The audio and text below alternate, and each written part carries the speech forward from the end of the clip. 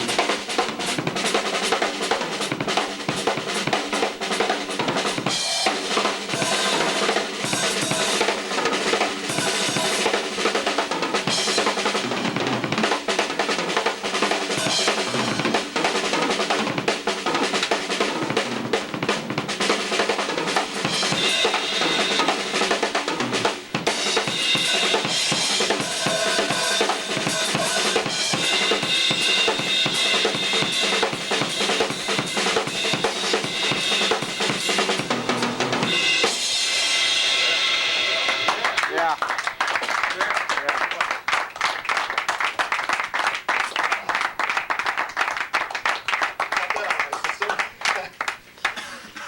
Okay, what I did there was just improvise. If there's anything anybody can ask any questions on, help me get started. Anything at all. If not, I'll try to explain what I did. And if hopefully maybe you notice a little bit, you try to set up a theme, play on a few bars, 4, exchange with yourself, and just play from there. Steve, you started to go into what you used to do in Elijah there at the end, with the double bass drum effect. Could you explain a little bit of that and show some of the fills that you put over the top of that? You guys want to come around on this side and see this? You know, what I tend to do there was something I picked up actually off the drummer from Grand Funk Railroad years ago. And he didn't have double bass drums, but I heard him do it on a recording. It sounded like he had double bass drums. I said, what the heck is this guy doing? And the way I interpreted it was like that. And I find that the time, to me, the time is on the right hand, 8 notes. And your foot can play all the E's and U's.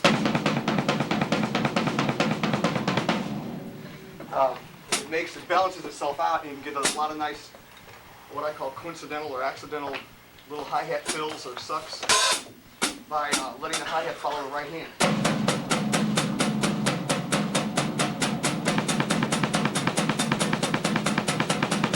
You notice your feet are doing similar to what you would do if you were playing double bass drums.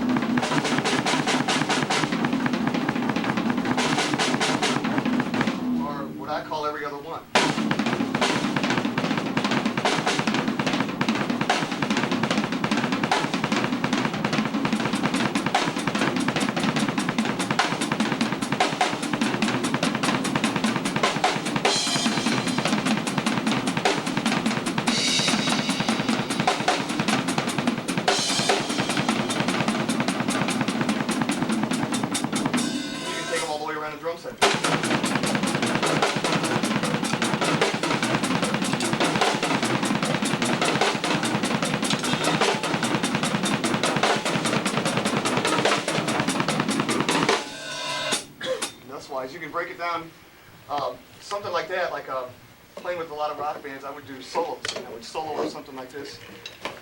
And on nights when you're not feeling particularly creative, you can use mathematics to your advantage. Doing something like that, you saw the one fill all the way around the drums back up. That's just, you know, a pattern that you can do. You can always say, I'm not feeling particularly good tonight. That always gets some whistling or yelling or whatever, and you can go through that. You can break it down into 2 drums, 3 drums, or 4 drums.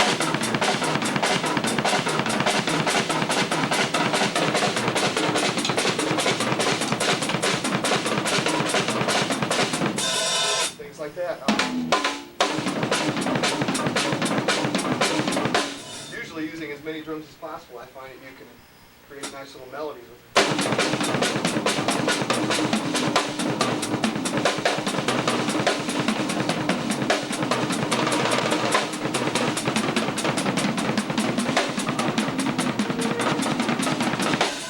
Also, you can After you get that down, you get a feel for that 16th note, change the hi-hat.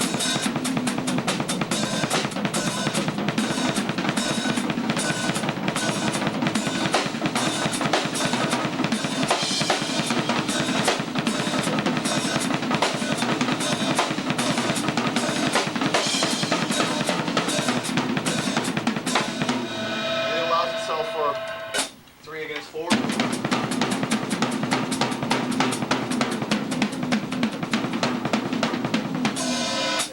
Those are a lot of rhythms like that from Ginger Baker and John Bonham, stuff like that, drummers that I grew up with. You heard a lot of that stuff in solos, and it's really a lot of fun to play. It gets me off. It's like that. And what you just saw, what I like to do is basically solo off 8th notes, 16th notes, and triplets. In the very beginning of that solo, what I did just to kind of like shake off a little nervous energy is what I call just play free form. You can just do anything. There's no time at all. You can play time for a few fills, 4 measures, 8 measures, then throw it out the window. Start off on another trip. Do that for a few minutes and slowly fall into a pattern with the 16th notes.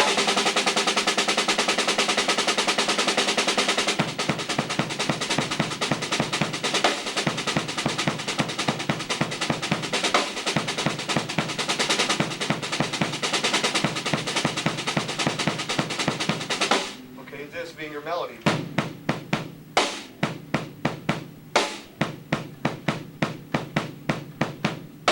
Keep a nice little chatter going.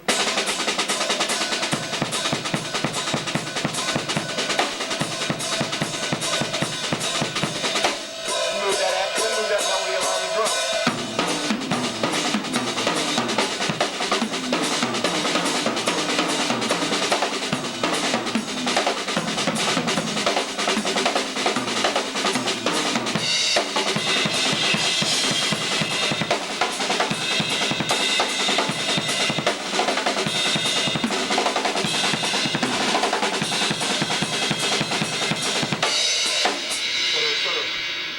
Take that out as far as you want. What I find to be a challenge and something that I actually work on is if I hear a melody like that, bum, bum, dun, dun, dun, dun, dun, dun, dun, dun, try to see how many places you can do it at. You've already seen this.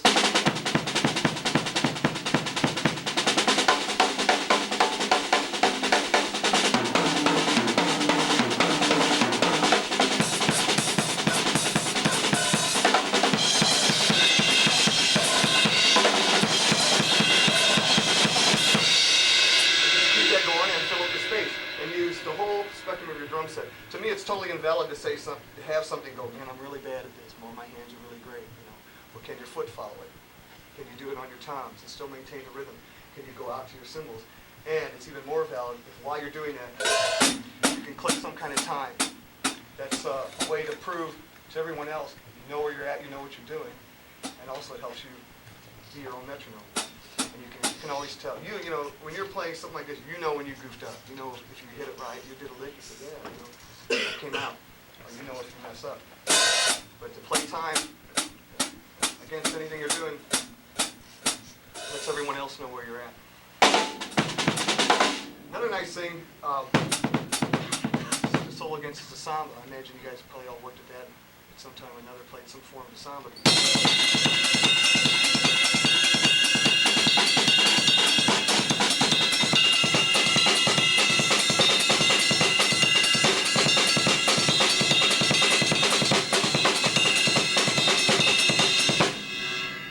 Worked on that or ever spent much time doing it, I suggest you do it. It feels great to sit on it, just do it till the cows come home, and it can make the simplest thing on the tom-toms have all the meaning in the world.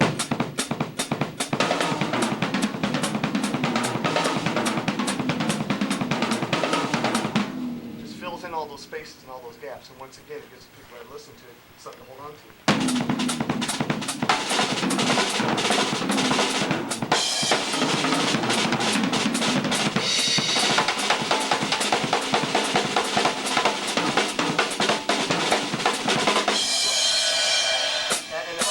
Samba, what one of my favorite drummers, Steve Gadd, would change the hi-hat around. Instead of being on this, you can hear it this.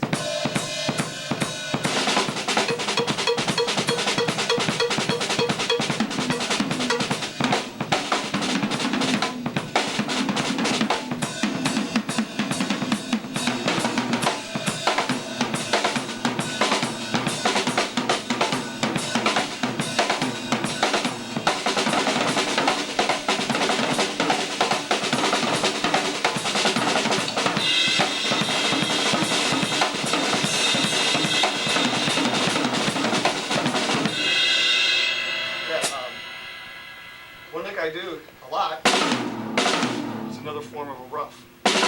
4 strokes, 2 in the right hand.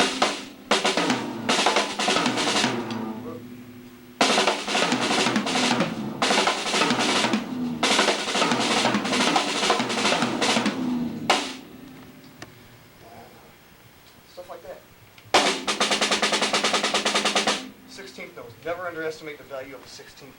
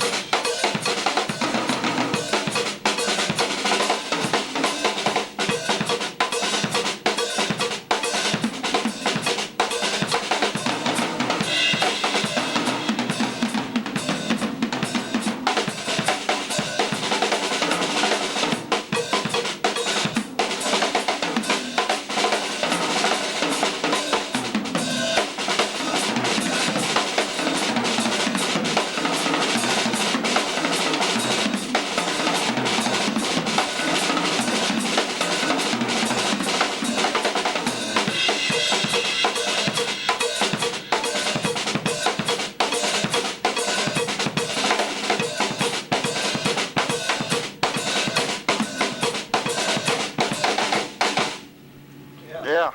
You know, that was the Songo rhythm.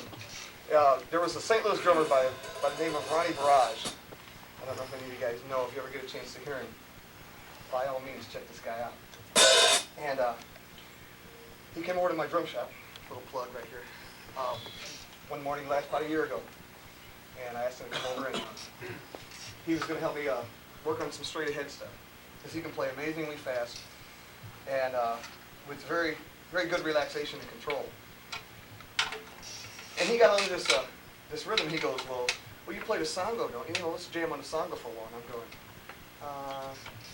yeah, I know the Songo. And which I really didn't. So I tried to fake it, which I couldn't do. And I finally, after a couple minutes, he said, wait a minute, Ronnie, show me this thing. And he started it off nice and simple with quarter notes. Your quarter note is on the cowbell. That's your count. And he said, you splash your hi-hat on 1, close it on 2, splash it on 3, close it on 4. And that's your time. And your melody is right here.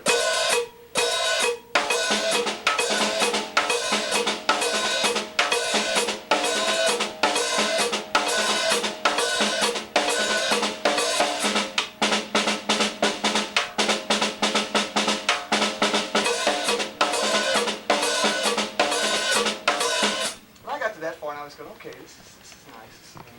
And then he goes, yeah, and your bass drum plays the of 2 and the of 4. And that was when I went, well, wait a second, I better work on this, and I'll get back to you on it. But it's a nice little coordination test. It was for me when I learned it. It took me about 3 days to a week or so to work it up where I could actually play the rhythm and hold it for a while and feel comfortable with it. And then it became a challenge to ad-lib and improvise against it, play the fills, finish your fill, do your crash or whatever, and get back on the beat. 1, 2, 3, 4.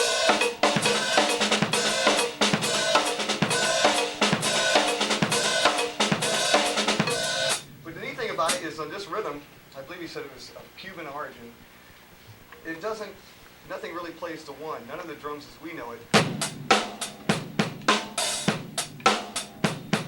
None of the main drums are playing one. Just the cowbells are, the light percussion is.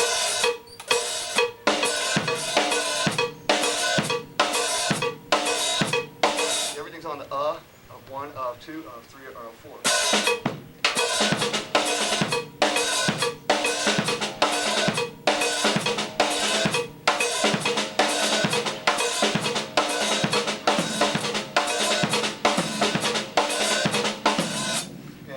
He explained to me a lot of times you can spice up the rhythm by hitting a tom-tom on 1, and actually you can do it on any one of the beats of the measure.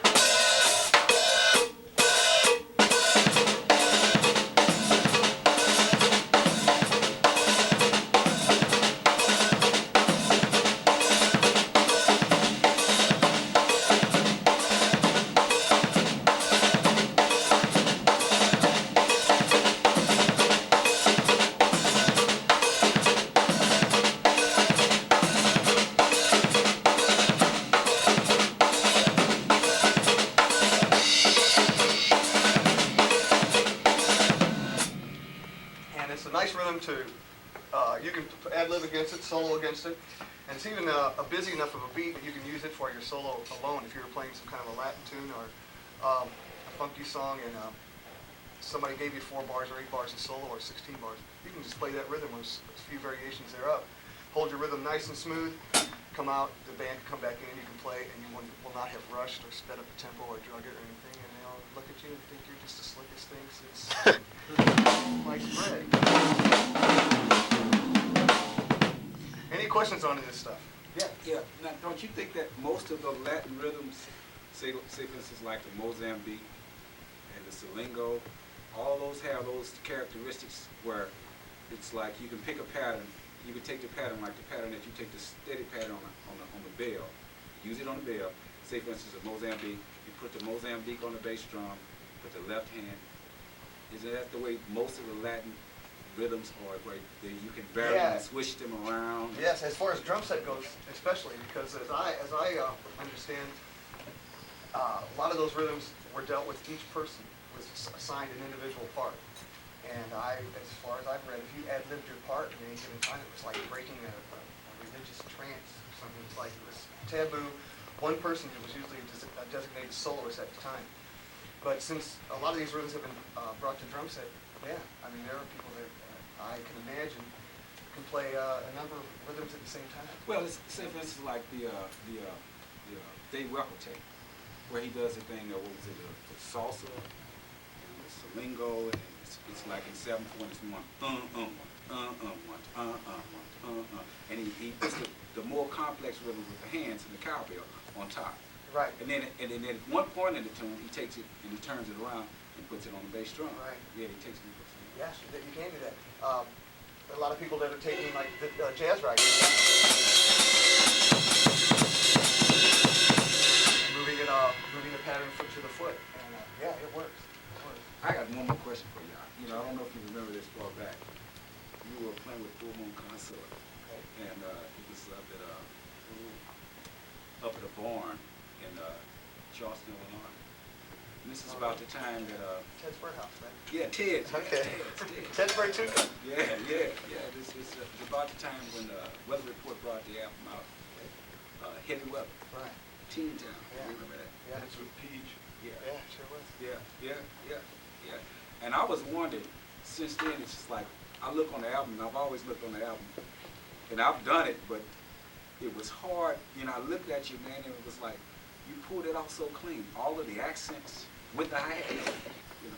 tried to as much as possible. Yeah. Those things were done. Jocko played the drums on that. Right. And everything was done at a different time. Right. And yeah, it was, the only one that was hard was those little rolls like that, sitting back on your high, Yeah. back hi-hat.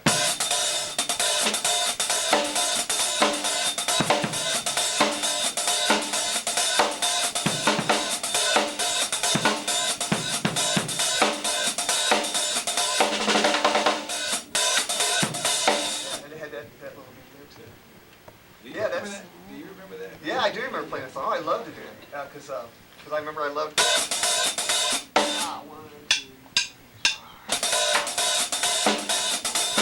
I love doing this for half an hour while Peach went down.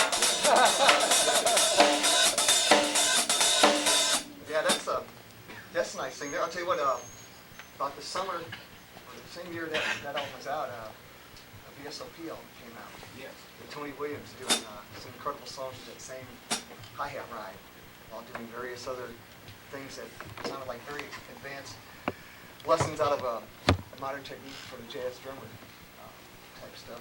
Very busy left-hand, right-hand coordination below it.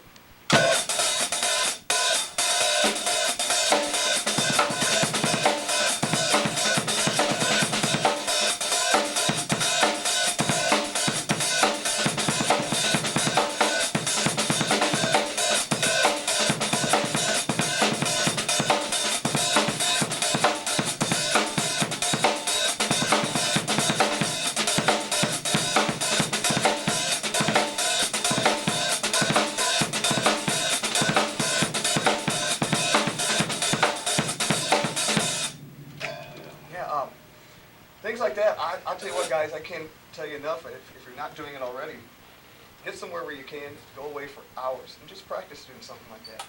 Anything that requires some kind of independence, and improvise against yourself. Don't just stick to a strict lesson, into one strict line, and then go to the next line, and go to the next line. You can't hook them all together and use them. What's the deal? You know what I mean? What's the value of it? Work them up to where they become part of your own personality. You could steal somebody's solo or lick note for note, but when you're playing it, it's not going to sound like that other person. Thank God, because we all want to have an individual voice on it, and it should come out your own way of speaking. You're going to play one particular drum a little bit louder than another person, and that'll make it stand out a little bit more. You might be heavier on the bass drum or heavier on a hi-hat, and that'll all be to your advantage. Anything else? I got a couple of students here. I want you to stress the importance of listening. Listening to like what? Music in general, or the people you're playing with? Yeah, in general. Okay, all the time. Everything is an influence. Lawrence Welk is an influence. I listen to music continuously from the time I'm up. Matter of fact, I'm into the New Kids on the Block right now. I just got my little girl a boombox for Christmas, and that was one of her first tapes. And I hadn't heard him at all, and she started playing him. And a couple songs in there, I thought, there's something to value. If you can go.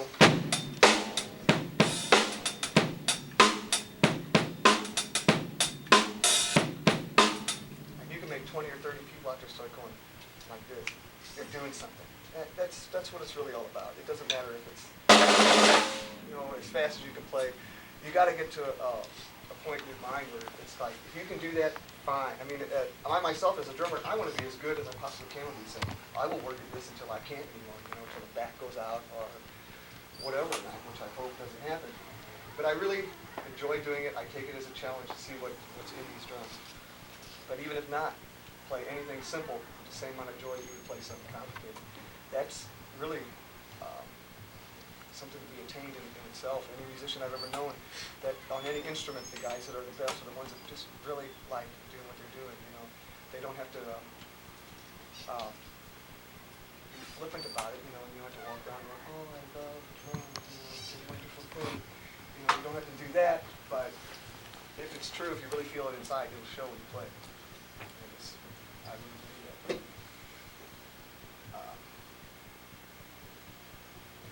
Well, feed me some more. Anybody? Anything? Any ideas? Larry? Yes. Get that thing out of your eye. Talk to me, Larry. your bass drum, could you explain some of the tuning on your bass drum? Because it's really kicking out really well. Well, this room helps out a whole lot. This room is really inducing a lot of bass. This is a 16 by 24 inch bass drum. It's actually about 2 inches bigger than I really would like. I'm trying to get a hold of a 16 by 22.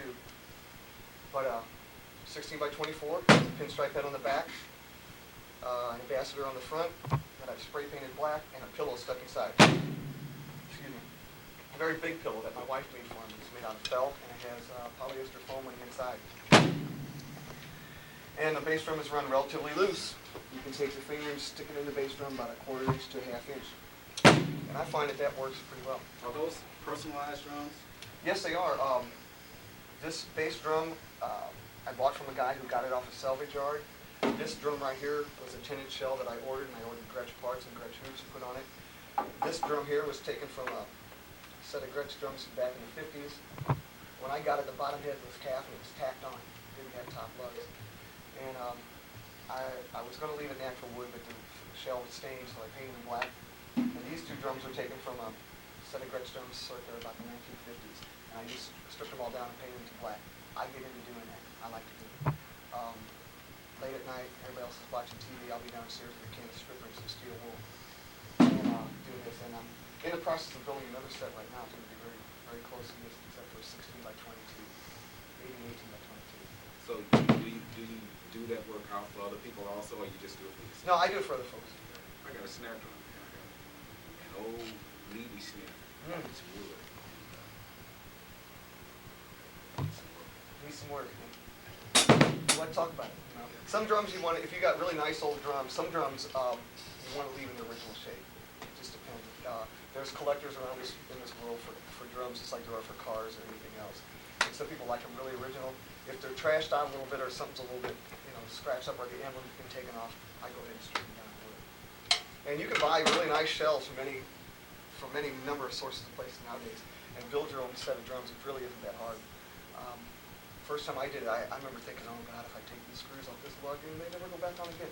It's not true. The drum's the simplest thing in the world. I mean, there is really literally nothing to them, except some holes in the wood and some screws. And, anybody's ever taken a drum apart to change the head will know that. And that's it. I really think a drum sound is not so much the drums you play, it's just how much time you spend into them and using your own ear and knowing what kind of sound you want to get. You can't just buy heads and go, boy, I hope these sound good. Now, you kind of want to have an idea of what kind of sound you want. You want a flat sound. What I consider to be a flat sound is like right out of the box. Drums have a little tone to them, they have a little ring to them, but you haven't exactly toned out the amount of ring you want. Some people tape stuff on the drum, or we use a muffler like that off to the side. I find that if you get a drum pretty close to the same pitch, top and bottom, you can actually tune out or dial out a frequency that you don't want, much like you can go to a mixing board and take the highs or the mids or the lows and take the, if you got a drum that's, say, it's coming down a microphone, it's going, wow, wow, you can go to the board and find that frequency and tune that sucker out without changing the drum. You can do that on a drum head. You can do that to a drum without having to use tape or buffers on the drums. That's what I'm saying. You just have to play with them. I've had people before go, can you teach me how to tune drums? Out of all the things on the drums, that's probably the hardest to teach. You got to figure that out by yourself. It's a process of elimination. There's only so many screws on the top end and so many on the bottom. You can get those in balance where they'll ring true. They'll ring for a long time. And you can take that. That has a little bit of a meow in it right now. That's from one of this set. Okay, that's coming from the bottom head. You can find out where that ripple is. I don't know how far that noise has traveled, if you guys can hear it over where you're at. I just got into doing that. You do it from room to room, you can get to a point where you can change your head and dial your drum in pretty quickly. And that's a nice place to be, because then if something happens, like an hour before the gig, you change your drum heads, you don't have to go, oh God, I have to wait for a week for that drum head to seat and break in. You don't have to have that one. You know that too. Anything else? Are there certain things you like to hear from a bass player working with you, or working for you, or helping you out? Yeah, from bass players, I would say one that has a decent time and tries not to fight. by decent time, I'm not saying perfect time because I don't think I have perfect time. I'm a human. I'm gonna move up. I'm gonna move down. From time to time.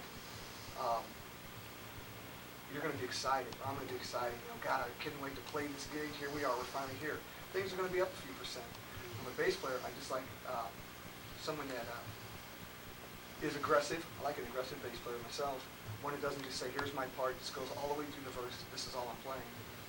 And if I tend to rush, one that might come with me, or one that can hold you back sometimes. You know, there's ways to get people to do musicians. You can get a musician to do what you want without having to be an ass about it. You know what I'm saying? Sometimes you can look at someone and just be smiling away, and you can be pulling them along and pushing them back in the place that they're playing. And a lot of times, if they're open-minded about it, they might think after the fact or after the gig, yeah, I guess I was a little audacious at this spot, or maybe it was I was tired because I worked all day. You know, the guy was right for that's why he was kicking me in the butt, with all the cymbal crashes and accidents and stuff. So, but a bass player, I like to lock with the drummer. I like to come on a job and I like to see him stand up right here, over by the hi-hat, just kind of like you can see out of the corner of the eye.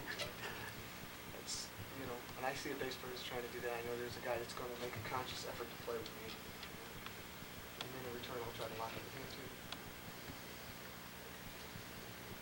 What's it like playing with Tommy Kennedy?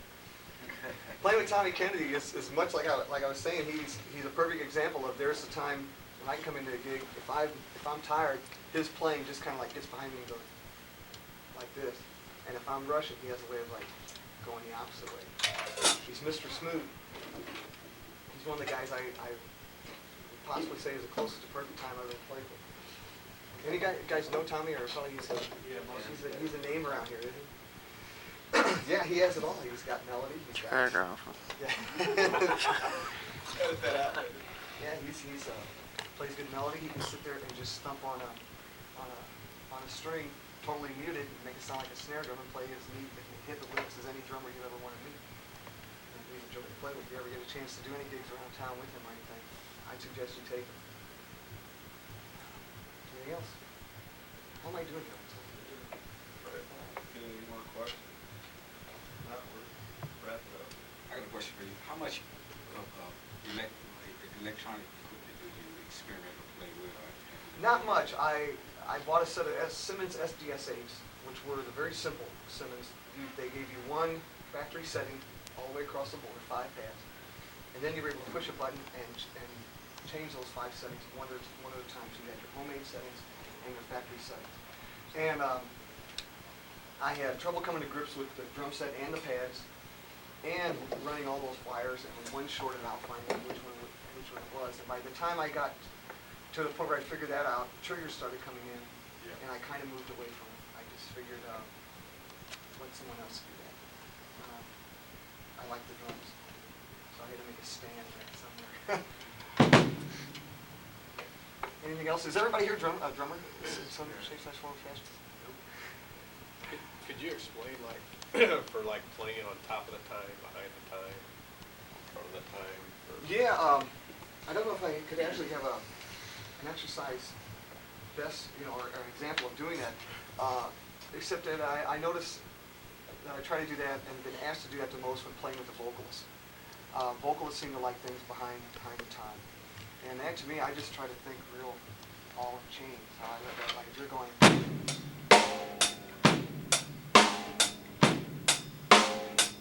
Half of the time, I try to go...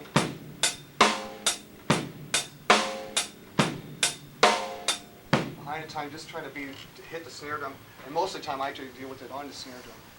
I try to deal with it, just put the snare hit either as the last possible second it could possibly be before it's on the beat, or before you start going, getting that kind of thing. And that's really it. The best I ever saw it explained was by Harvey Mason. Did an excellent display of it, and I can't do his thing that he did. It was a very similar thing against the hi-hat. He just laid the other beats back. And that's when you can bend time a little bit. You can actually, in the studios nowadays, everything is played to a click track, or something answers to a click track somehow or another. Or even your beat can be played into a computer, and then the computer can be quantized so that whatever you played, if it's off, it could be moved into place for you, which is a strange thing to deal with. Someone else is taking care of your feel. You know what they have now that would be interesting to have. I thought about this. This is a new piece of studio equipment that they have. It's a unit that has two lights on it, a red light and a green light. Okay, the green light is the pulse. Okay, but it makes no sound. It's two lights. Okay, but it's like they use it for like a click track in the studio, so that you can watch the green light and see that is the metronome. Every time you hit, there's a trigger on you that signals the red light. It tells you where you're at. That's right. So you see where you are in reference, it's not, you don't hear anything. You just see this thing and you can tell whether you're behind or in front. And I think that would be an incredible That is a great thing. It is practice. But have you ever needed a light to tell you when you're right or wrong? No? You usually know, don't you? Yeah, I know, but I mean, if you wanted to experiment with playing, how, you know, Can measure yourself against that. to suddenly get a sound of what it's like with nothing as a reference. Like right now, you could do it without hearing this going on while you were playing. You know what I'm saying? So that the sound of actually playing behind would become a sound that you had in your head and not something that was in reference to a clip. You know what I'm saying? Yeah. What's that machine called? I don't know what they're going to name it, but it's in all the like Mix magazine and Audio Engineer magazine. It's going to be. I've seen things where, like on VU meters on boards or those light readouts, or like before you're clipping or peeking out a Right, channel LED, or something yeah. like that. They have those where you can tell if you're hitting the snare drum or each drum consistently from time to time. Like if you, out of 2 beats in a measure, if one of them was hit harder than the other, you can see it on a dial. Yeah, they got the memory in them, so it Yeah. registers it. It Yeah. registers at a certain thing, kind of similar like the old guys with the hammer. Right. When a cigar rang the bell, you can find out if you rang the bell or how much you were shot.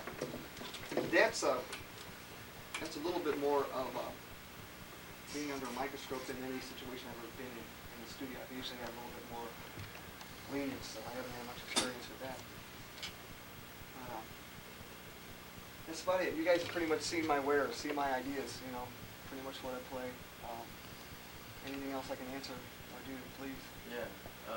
What do you tell somebody, say I'm a guitar player, but very interested in drumming? I mean, I took drum lessons for about 6 months. You know, I never really got into it. I mean, I would like to somewhat, but I mean, guitar is still going to be my main thing. I mean, what would you suggest to someone who's interested, but, you know, doesn't have time to really devote to the instrument?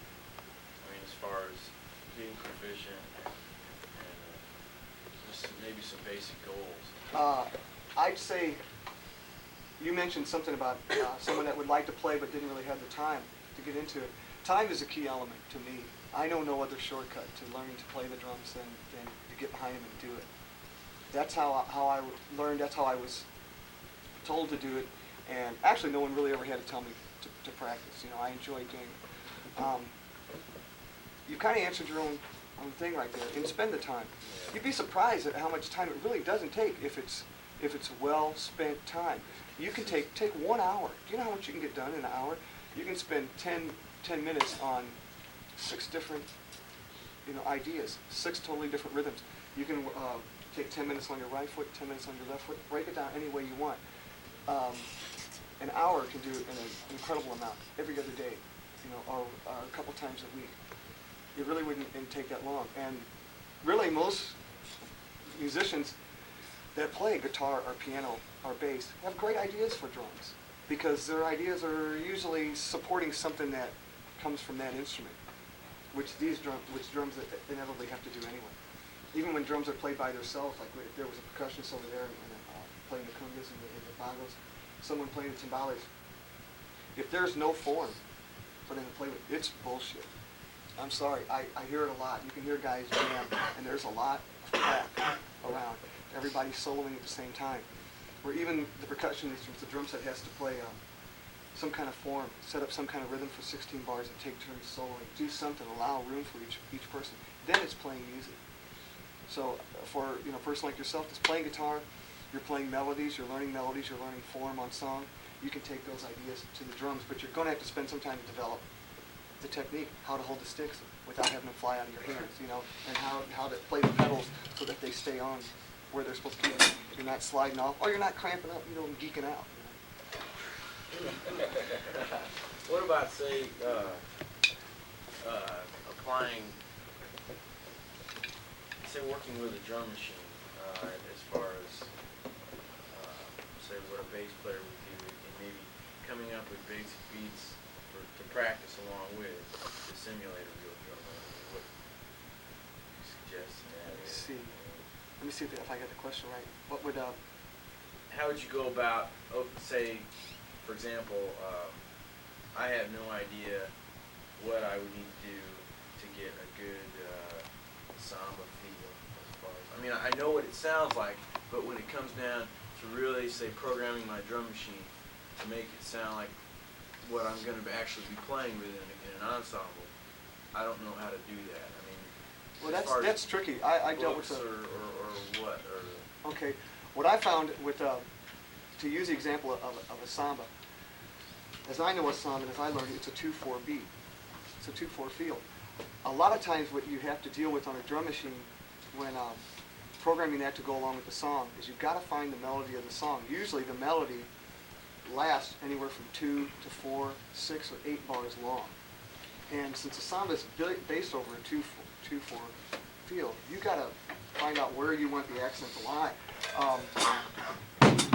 1, 2, 1, 2, 1, 2, da da da. Putting an accent there. Okay, it's putting it on the 2 of the second measure. So in other words, that samba rhythm was 2 measures long. Okay, you might be dealing with something that's 4 measures long. You need to know the samba that well to figure out if you're going to do that, or if it takes that long.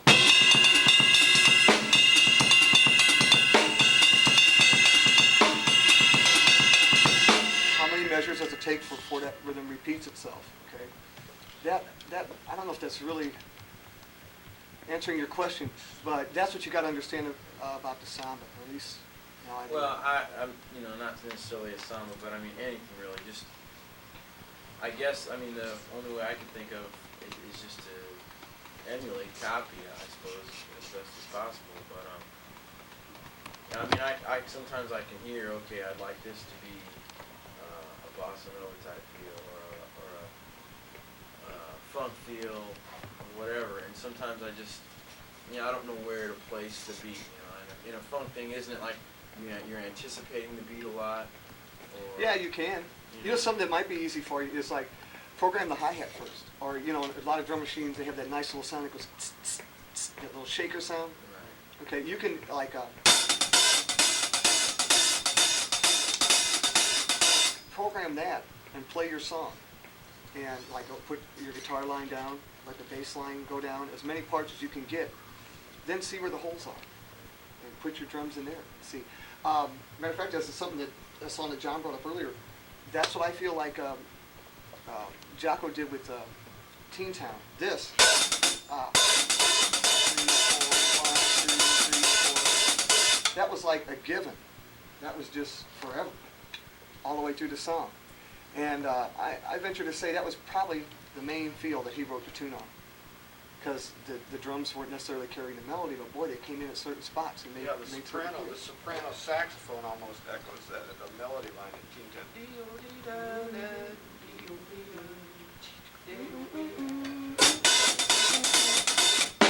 You know, and then like when they did that little ba-da, then he put the drums in there. Like maybe after, I'm just guessing, but I'm saying after the fact was over, after the tune was done, you went, that would have been perfect right there. You know, and you could build that way. You probably will build up some really interesting rhythms that way too. Because I mean, personally, I think it's neat. There's a lot of tunes. Mike McDonald is a guy that writes tunes that sometimes the drum beat doesn't repeat itself for 4 bars. You know, they stretch out the pattern for that long. You know, and that's neat. One thing I tried to do was I just take a different sound every time and put say for a whole note I'd have it